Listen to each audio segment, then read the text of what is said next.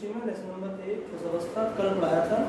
ठोस के प्रकार आणविक ठोस, आयनिक ठोस, सहसंयोजी ठोस, धात्विक ठोस। फिर दो ठोस बताए थे, क्रिस्टलीय और अक्रिस्टलीय ठोस। तो क्रिस्टलीय ठोस चल रहा है, क्रिस्टल जाल। जैसे जब छत पड़ती है तो लेंटर में सरिया फैला जाती है, तो सरिया में पैटर्न बनता है कि इस तरह दो सरिया ऐसे और दो ऐसे। अब यही पैटर्न पूरी छत में होता है, इसी पैटर्न को पूरी छत में लगाएंगे, पूरा जाल बन जाएगा। ऐसे क्रिस्टल जाल है, वह सममित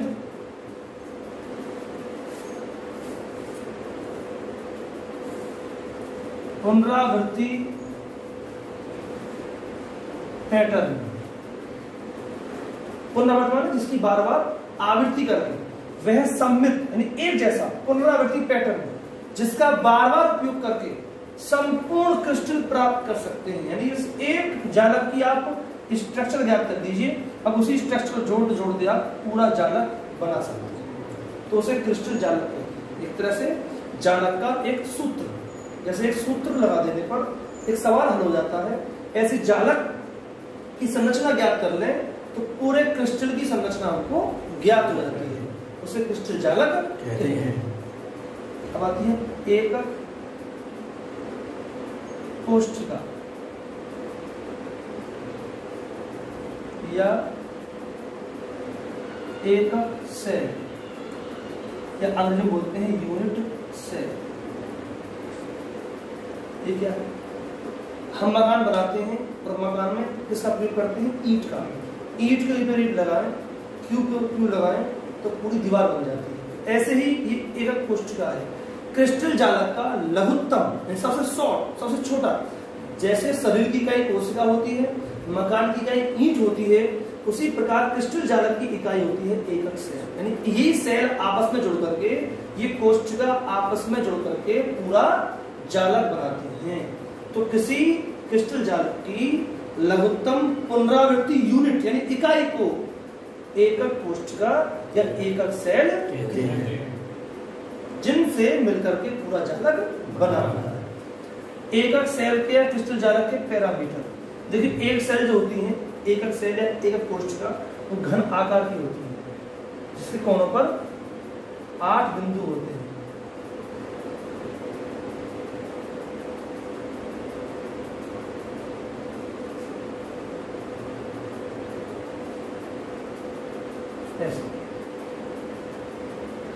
ये एक एकक कोष्ठिका एकक सेल का डिजाइन है जो घन आकार की होती है। 3 प्रकार की होती है, वो आगे पढ़ाया जाएगा आपको। 8 कोने हैं, 8 कोनों पर 8 बिंदु हैं, तो यही बिंदुओं का सममित पुनरावृत्ति पैटर्न कहलाता है क्रिस्टल जालक। इन बिंदुओं को जालक बिंदु कहते हैं और ये सब बिंदु मिलकर के ये सेल बनाते हैं। तो इसके पैरामीटर, प्राचल, इसके 2 पैरामीटर होते हैं, भुजा और कोण। देखो किसी भी घन की 3 भुजाएं होती हैं, 1 2 3। इन तीनों भुजाओं को A B C कहते हैं, भुजा या कोण। A, B, C। और 3 होते हैं कोण, अल्फा बीटा गामा। 3 कोण होते हैं, अल्फा बीटा और गामा। यही कहलाते हैं एकक कोष्ठिका क्रिस्टल जालक के पैरामीटर। 3 कोण ABC और 3 कोण अल्फा बीटा गामा। अब इन पैरामीटर के आधार पर क्रिस्टल जालक के प्रकार। क्रिस्टल जालक बताया था मैंने आपको कि वह सममित पुनरावृत्ति पैटर्न, बिंदुओं का वह सममित पुनरावृत्ति पैटर्न, इसको बार बार प्रयोग करके संपूर्ण क्रिस्टल प्राप्त कर सकते हैं। तो क्रिस्टल जालक 7 प्रकार के होते हैं, जिनकी एकक कोष्ठिकाओं के पैरामीटर नीचे दे रखे हैं। बताया मैंने पैरामीटर आपको, कोण होती है 3 तो ABC और 3 कोण अल्फा बीटा गामा। तो पहले क्रिस्टल जालक का नाम धनी है, और अब जानते हैं घन की तीनों भुजाएं बराबर होती हैं और सारे कोण 90 अंश के होते हैं। तो ये तीनों कोण बराबर हैं और तीनों कोण 90 अंश के, अल्फा बराबर बीटा बराबर गामा। दूसरा क्रिस्टल जालक टेट्रागोनल, 4 भुजाओं वाला। तो A बराबर, इसमें 2 भुजा बराबर होती हैं, A बराबर B की, लेकिन C बराबर नहीं होती है, लेकिन कोण तीनों 90 अंश के हैं, अल्फा बराबर बीटा बराबर गामा बराबर 90 डिग्री। तीसरा आर्थोरोम्बिक, कोई भी भुजा बराबर नहीं, विषम बाहुमान एक तरह से ए बी सी कोई सी भुजा बराबर नहीं है, लेकिन कोण तीनों 90 अल्फा बराबर बीटा बराबर गामा बराबर 90। चौथा मोनोक्लिनिक, इसकी तीनों भुजाएं बराबर नहीं है, लेकिन कोण तीनों बराबर है, बट कोई भी कोण 90 इसका नहीं है।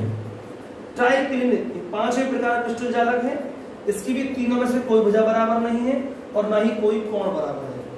Alpha not equal, beta not equal gamma.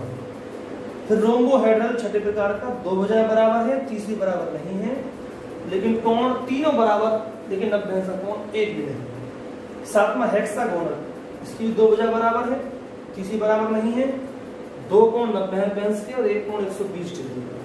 इस प्रकार से ये 7 प्रकार के क्रिस्टल जालक की पैरामीटर्स हो गए एक पुष्ट पर। बड़ा आसान है, पहले 3 बराबर, फिर 2 बराबर, फिर कोई बराबर नहीं, कोई बराबर नहीं, कोई बराबर नहीं, फिर 1 बराबर।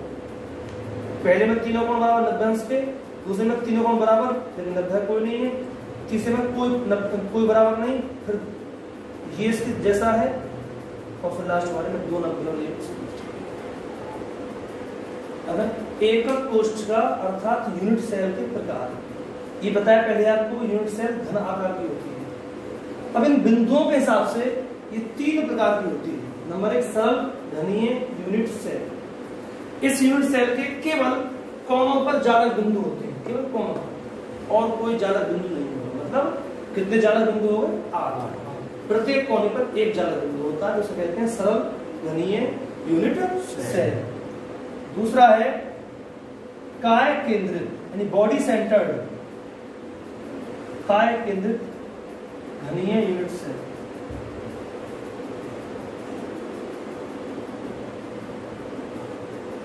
शॉर्ट में बोलते हैं इसको BCC, body centred cubic cell, BCC. इसमें क्या है? इसमें प्रत्येक कोने पर तो होता ही है जालक बिंदु, प्रत्येक कोने पर तो होता ही है। एक बिल्कुल सेल के मध्य में होता है, बिल्कुल सेंटर में, अर्थात 8 जालक बिंदु कोनों पर और एक जालक बिंदु बिल्कुल बीच में। जैसे मान लें कमरे में मान लें हम यूनिट सेल, उसके बीच में एक कोण पर। तीसरा है फलक केंद्रित, फेस सेंटर्ड,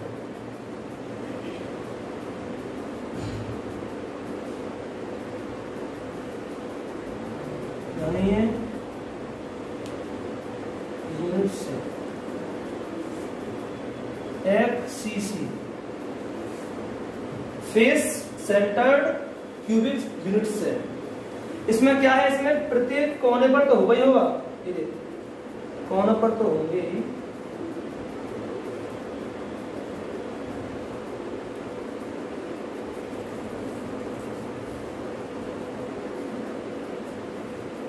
साथ में क्यूब में कितने फलक होते हैं? 6 फलक होते हैं। फलक माने भुजा। एक ये वाला फलक हो गया, एक ये नीचे ऊपर आगे पीछे, बाएं दाएं आगे पीछे ऊपर नीचे। तो प्रत्येक फलक के केंद्र पर भी एक जालक बिंदु होता है। 1 2 3 4 5 फलक रह गए।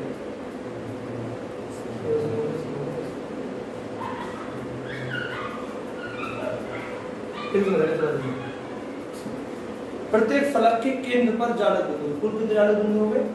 8 कोनों पर और 6 फलक, 14 जालक बिंदु। तो इस तरह से सरल घनीय यूनिट सेल, काय केंद्रित घनीय यूनिट सेल और फलक केंद्रित घनीय यूनिट सेल 3 प्रकार की होती हैं। पीसीसी यानी प्रिमिटिव, बीसीसी यानी कि बॉडी सेंटर्ड और एफसीसी यानी फलक केंद्रित घनीय यूनिट सेल। अब देखें यूनिट सेल में परमाणु की संख्या। परमाणु संख्या 3 तरह निकालते हैं। कोनों के 8 परमाणु को एक परमाणु मानते हैं। कितने मानते हैं? 1। केंद्र के परमाणु को पूरा मानते हैं 1, और फलक के 6 के आधे यानी 3 मानते हैं। तो इस हिसाब से हम तीनों परमाणु देखें तो इसमें केवल 8 कोनों का है। कुल कितना परमाणु होगा? 1 बस। इसमें 8 कोने वो ही हैं, 1 सेंटर का है, तो कुल 2 परमाणु। इसमें 8 तो कोनों के हैं और आधे लगाएंगे फलक के, तो कुल 4 परमाणु। तो इसमें 1 परमाणु, इसमें 2 परमाणु, इसमें कुल 4 परमाणु माने जाते हैं। तो ये इस तरह से ये बहुत कम आएंगे आपके, इसमें 1 परमाणु, इसमें 2 परमाणु, इसमें 4 परमाणु। कैसे? कौन का? एक बॉडी का पूरा